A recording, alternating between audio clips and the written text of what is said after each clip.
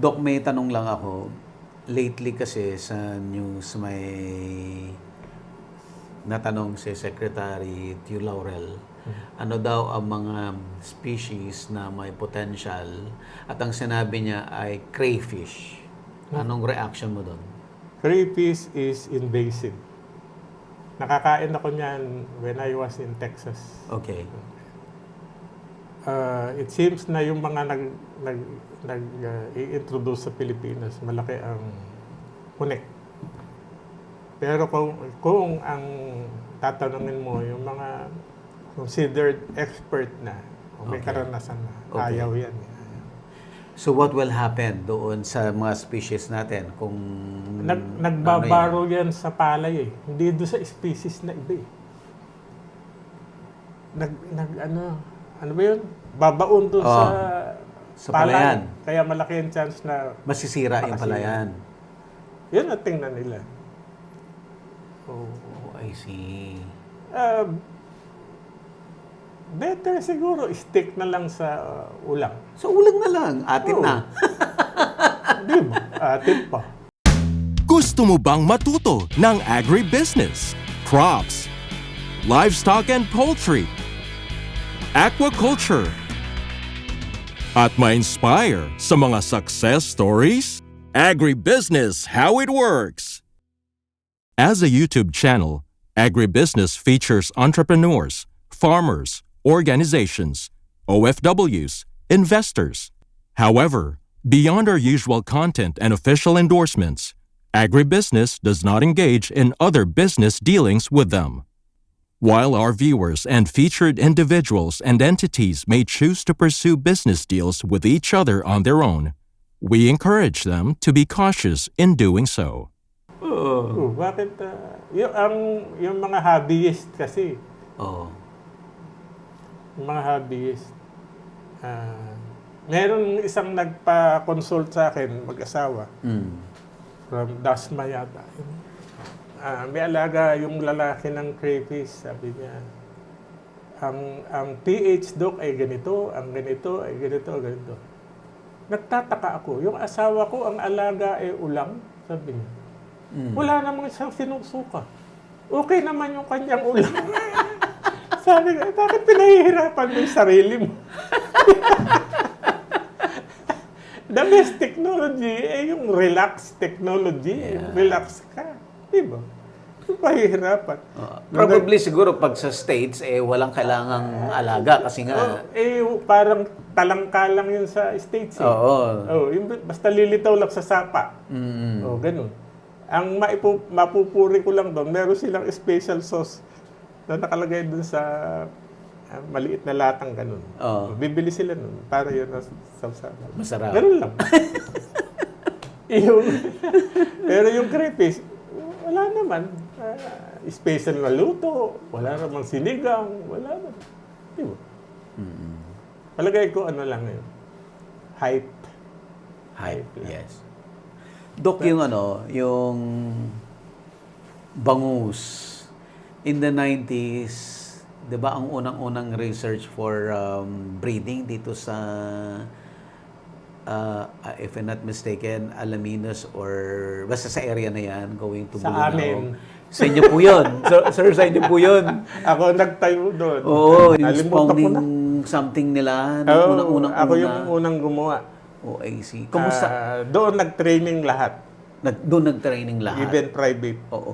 So, ang bangus, Doc, breeding ng bangus, nag-take off sa Pilipinas? Nag-take off. Ang technology nanggaling ng SIPDEC. Okay. So, no doubt about that. Tapos, siyempre, part ng responsibility ng SIPDEC pagturo din sa ibang Asian countries kasi member sila ng SIPDEC. Yes. Ang natuto na magaling, Indonesia, Taiwan, nag-start din sila. Actually, yung bangus ng Taiwan, I think, galing sa Pilipinas.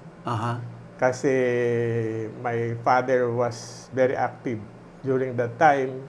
So, walang bangus doon sa Taiwan, tapos napadami nila doon? Napadami. Ang isang problema ng Taiwan, malamig. Malamig. Ang problema ng bangus kasi, they stop spawning pagka ang water temp mo ay nasa less than 30. Oh, 30. Pag lumamig. Kaya bare months, wala. wala sila.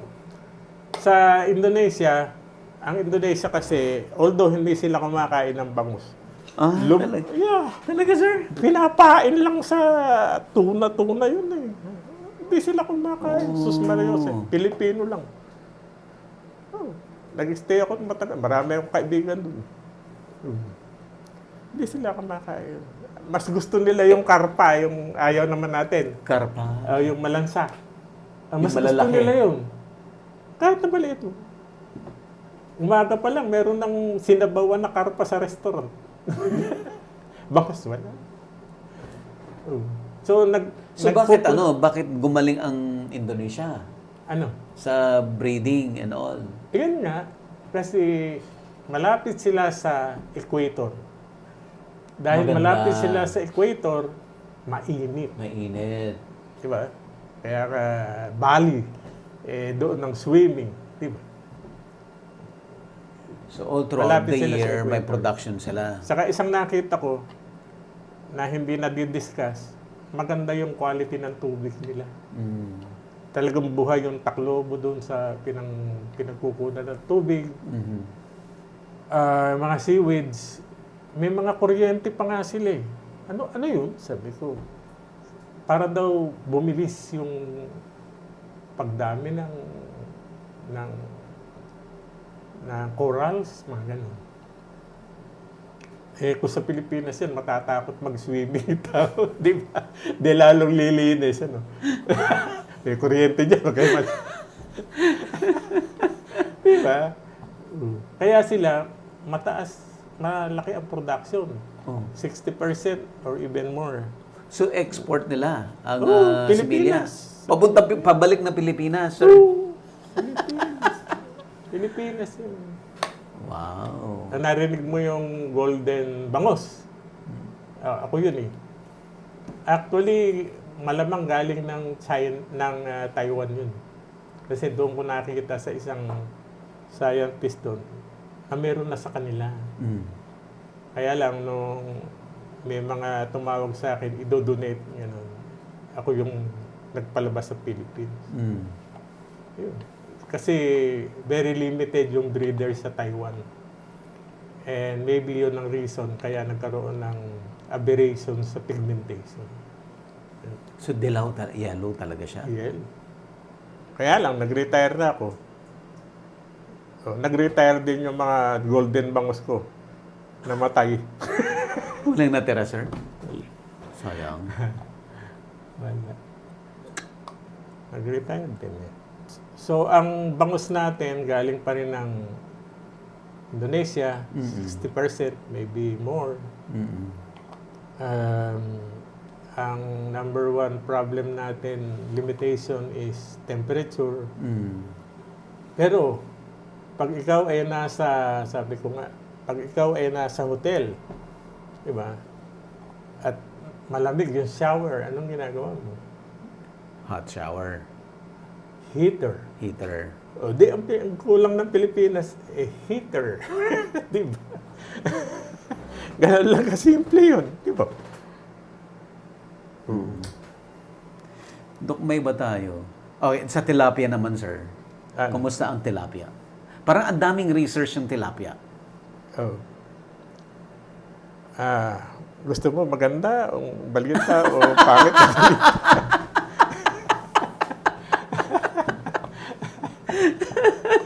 Meron tayo, ang expansion ng tilapia is sa sea, sa dagat. Papuntang dagat. Kaya nagde-develop sila ng saline tilapia daw. 1980 pa, sinabihan na ako ng professor ko doon sa US Oo. na dapat ang focus namin ay dagat. Okay. Kasi eventually, magkakaroon na ng problem sa use ng fresh water.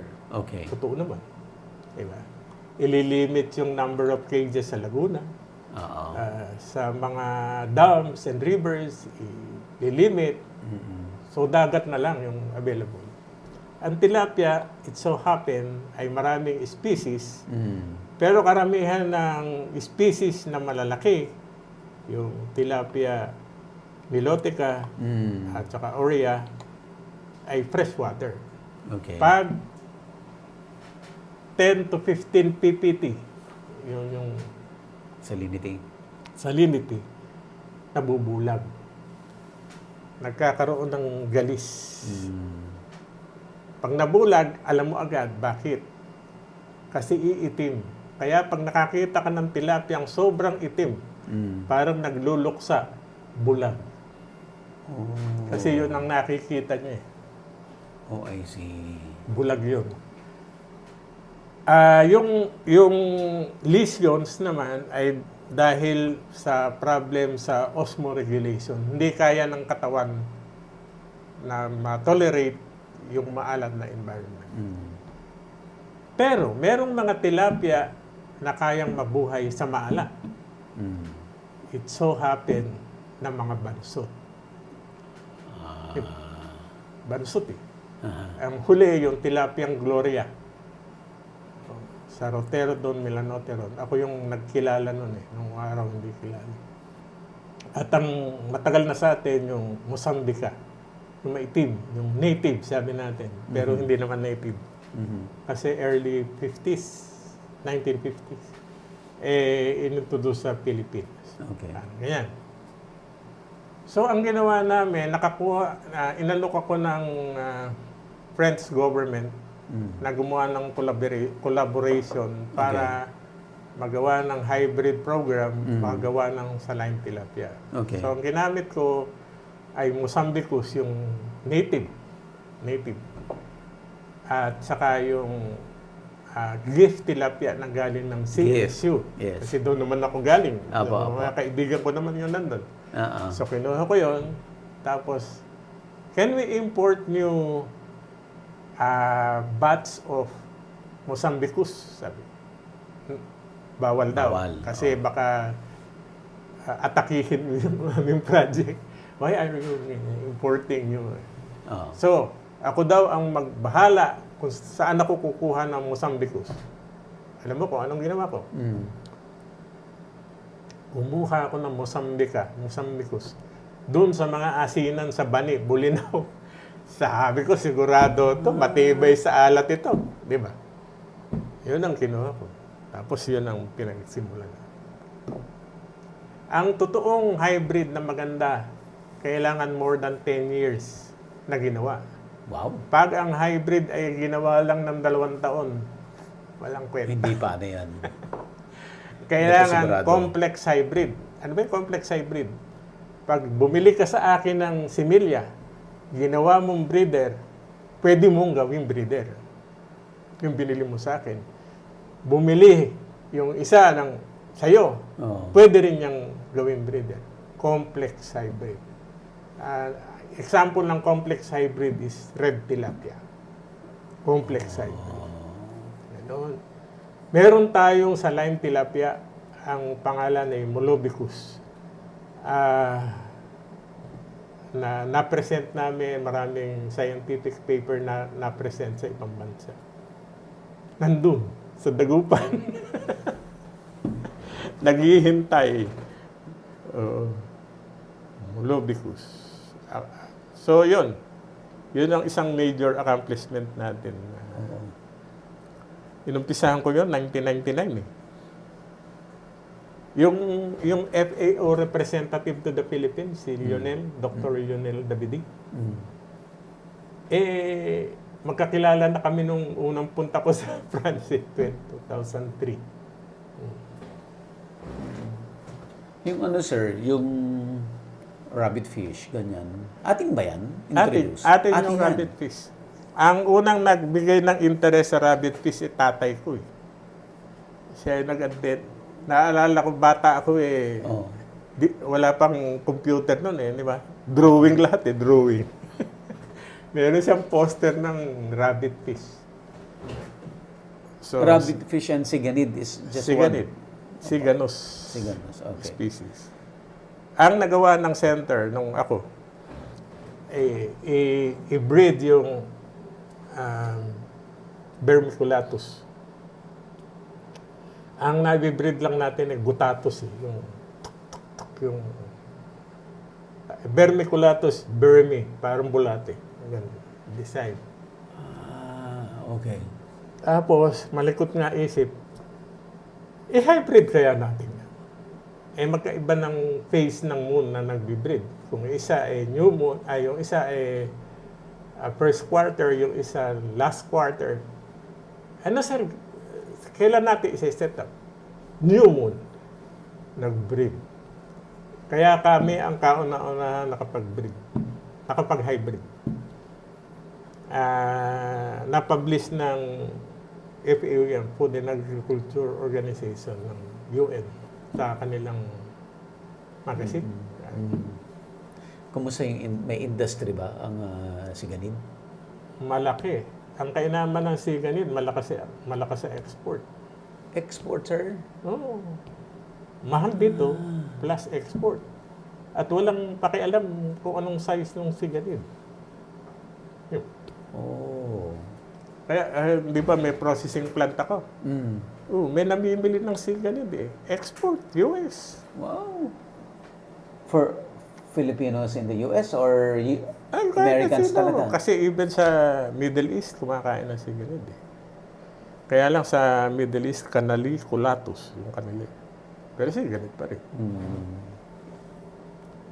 Meron din ang Southeast Asia o sa Philippines lang? Ewan ko sa ibang countries, Philippines. So, pagdating sa market, walang problema. Oo. Mas gusto ito ng United Nations Oo. kasi hindi mo kailangan ng feeds. Environmentally sustainable. Ang kakainin niya, mga lumot lang. Lumot, kung ano-anong halaman, digman. Kaya yung Ano iba, nga ba yung digman, sir? digman, yung freshwater, yung tumutubo from, Okay. yun. Kaya yung iba, naglalagay talaga ng siganid, panlinis ng fish pan. Oh, yes. Kasi malumot eh. Lalagyan nila ng siganid. Sabi nga nila, yung mga nasa suwal, yung mga may bangusan, panglinis daw nila ng Oo, cage. pati sa net. Sa net. Oh, I see. Pero ang market niya, maganda.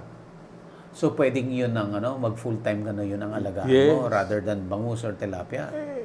Combined naman. Combined.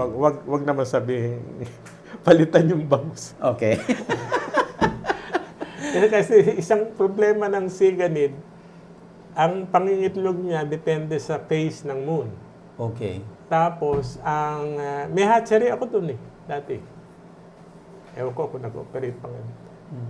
Tapos, ang rate ng paglalagay ng similya sa 10 tons, ganyan, kukunti. Halimbawa, kung bangus fry yung alaga, mga 35,000 to 50,000 yung 10 cubic meters. Pag siganid, 5,000 lang. So, malaki yung space na kailangan malaki yung mo space kailangan. to produce certain number of fry. Oh, I see. Sir, how about lapu-lapu? Carnivorous yun eh. Pero, di ba, there was a time na ang daming nag-aalaga dito sa suwal ng lapu-lapu. Kasi nung araw na nalipat ako dito sa Dagupan from CLSU, may lapu-lapu. Ako inabutan, alaga ng mga Japanese. Oo. Ngayon, sa food pa lang, problema mo na. Another is, nagpapalit ng sex. So, mahirap mag-breed. Biglang, halimbawa, malapit na yung breeding season, pati-check mo kung ilang lalaki at ilang babae. Aha. Ganon. Magugulat ka pa, puro lalaki. Ganon eh. Baliktad ng sibas. Baliktad sila. Oh, I see. So, kailangan, meron ka nakasunod na set of breeders na mas bata. Para kung may problema ka sa sex ratio, may papalit ka agad. Papalit ka. Problem sa government, yung budget mo, wala sa trust piece eh. Diba? Sakit ang ulo mo. Nakita ko sa Bali, Indonesia. Ang dami nilang ma-produce na itlog. Alam mo, ang ginawa ng Bali, ganito. kinukwento ng mga kaibigan ko. Initially, nung discover nila yung bangus, ino-offer nila sa mga tao. Walang may gusto. Yung tao, hindi naman kinakain dito yan. Yan. Ang ginawa ng government ay inallow yung mga parang taga-bifan, yung to go into business. Sino ang nagkapera? Yung mga tauhan ng center. Gumaya ngayon yung mga tao. Kaya pag pupunta ka doon, buong dagat, buong beach, palundag-lundag ka sa mga host. Dahil sumasaw-saw sila sa dagat papunta sa kanilang hatchery.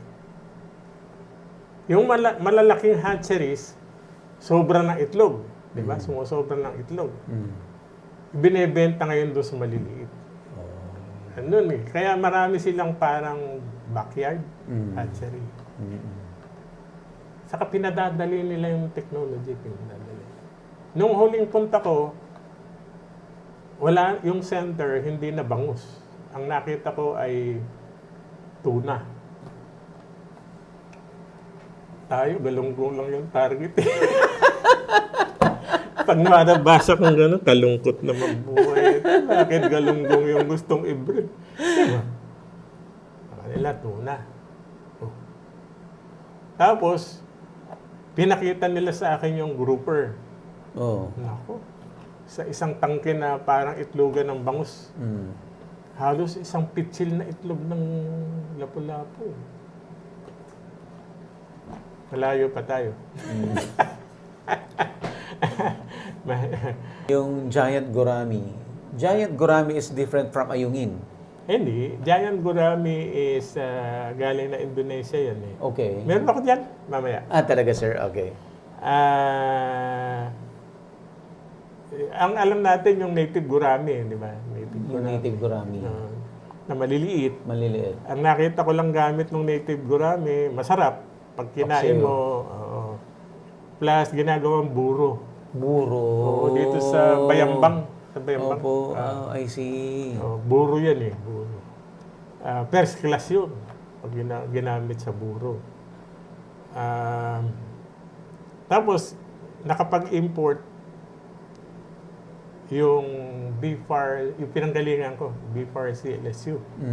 Giant gourami. Naparami naman nila. Dapat may expert, hindi po pwede. Wala eh. Mamaya, i-explain natin, paano ba ang pagpili ng species for aquaculture? Yes. Kasi yung iba, yung pinahihirapan ng sarili ang gusto eh. Di ba? Okay. Merong mga species na hindi mo kailangan ng aeration. Yung African catfish. Yeah. Kaya nga pinakikita natin na dami, masaya, kumakain. Yung Pangasius. Meron silang special lungs at giant gourami. So, yan ang mga best supposedly. Best. Kailangan ng aeration, hindi mo kailangan ng palit ng tubig. Kahit turbid, no? Sir, yung na-mention mo yung African hito, meron anong nangyari doon sa nagka-conflict ba sila with the native hito natin versus doon sa giant hito na African hito? Hindi naman. Ako nung estudyante ko, nananalo ako sa science fair, ang pinaiitlog ko yung native. Native hito. Maliit lang siya.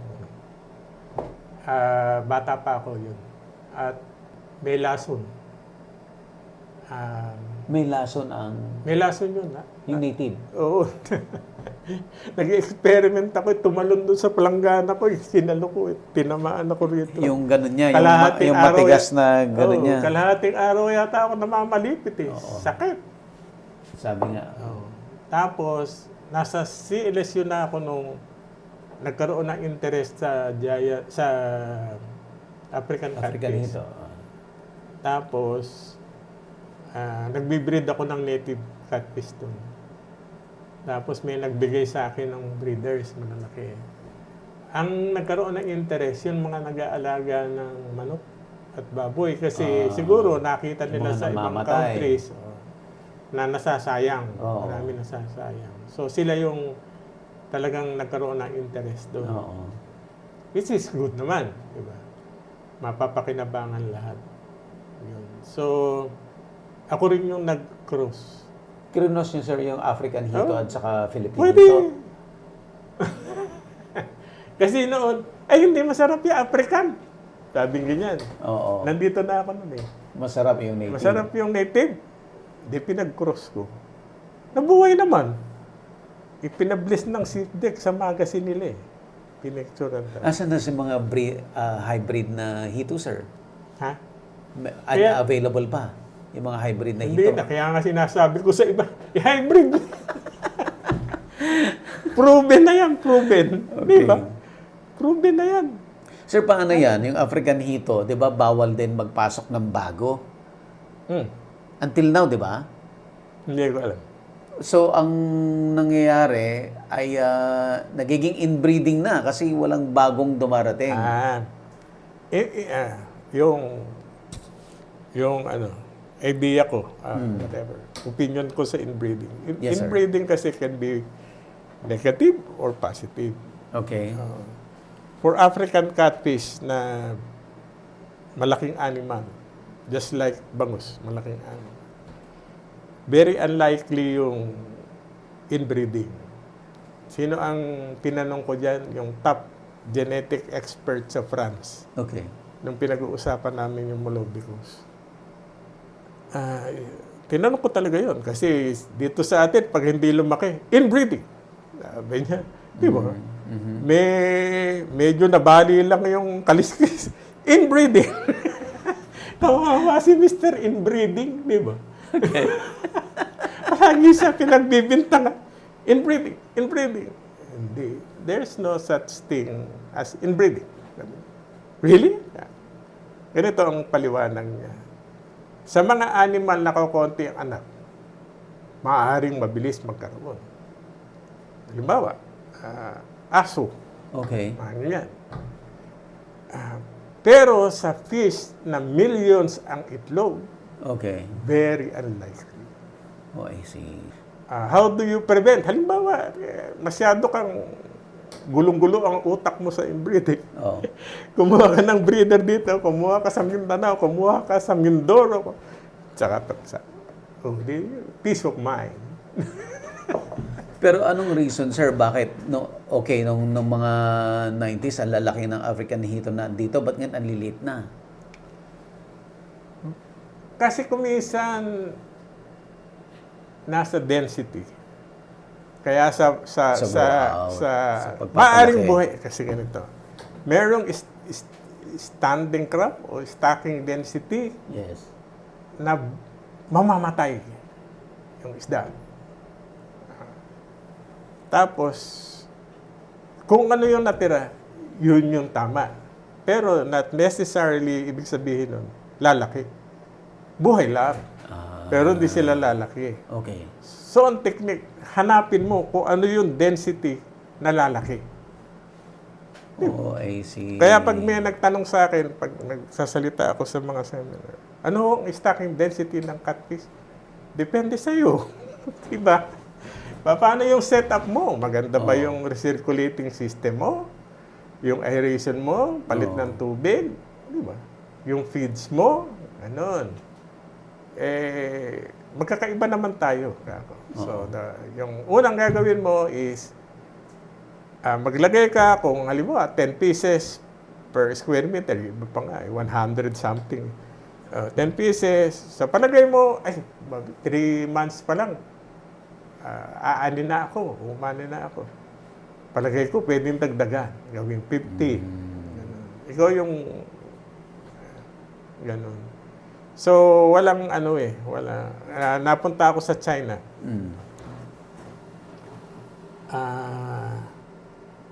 Producer ng magagandang koi, lumalaban sa world contest. Okay. International contest ng koi. Tapos, pinakita, gaganda. Tapos, nagtanong ako kung yung 1,000 square meters, ilan ang laman yan? 50. 50. 50. Wow. Wow. Sabi ko, pagagalitan ako ng direktor ng beverage. Why? Bakit?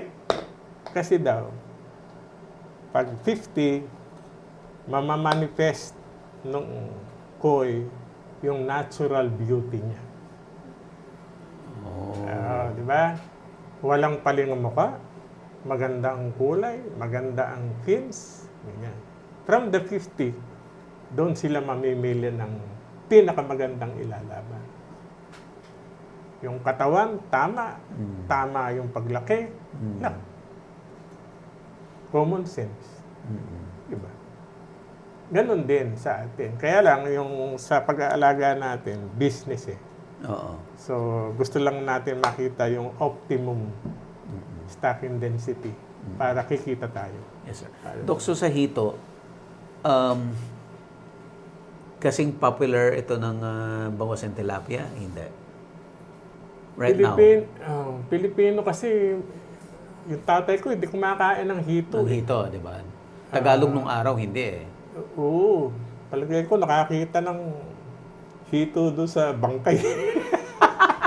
Di ba ganyan ang chismis nung araw? Nasa cemetery daw. Hindi ba? Hindi ba? Noon eh, inililibing sa lupa eh. Di ba? Wala pa nicho-nicho nun eh.